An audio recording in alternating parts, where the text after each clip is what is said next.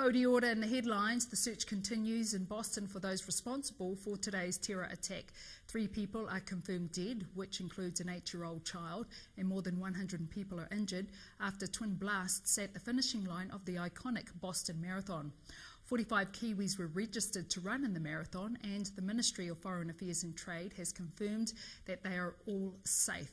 Speaking from the White House, President Barack Obama says his family's thoughts, like the rest of the country, are with those who were affected by the tragedy.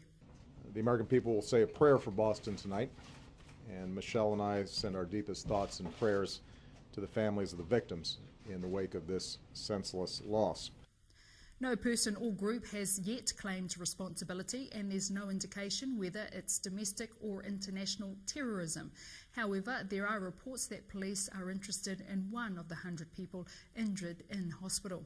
The US President vowed that those responsible will feel the full weight of justice. We still do not know who did this or why, and people shouldn't jump to conclusions before we have all the facts. But make no mistake, we will get to the bottom of this, and we will find out who did this, we'll find out why they did this.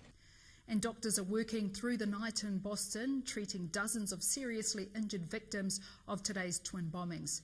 The bombs that exploded in Boston were packed with ball bearings. Doctors at Massachusetts General Hospital say they've performed numerous amputations and are seeing a lot of shrapnel injuries. And Boston police have deactivated up to 5 explosive devices in addition to the 2 bombs that exploded at the finishing line.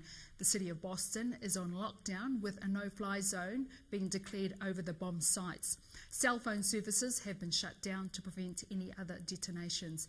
US President Barack Obama has paid tribute to all those who assisted and responded. Boston police, firefighters, and first responders, as well as the National Guard, responded heroically and continue to do so as we speak. It's a reminder that so many Americans serve and sacrifice on our behalf every single day, without regard to their own safety, in dangerous and difficult circumstances. And there have been dozens of attacks across Iraq, including a brazen car bombing en route to Baghdad airport.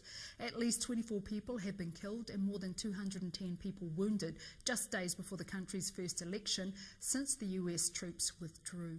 And back home, the bad weather hitting the North Island may have eased temporarily, but it's not over yet.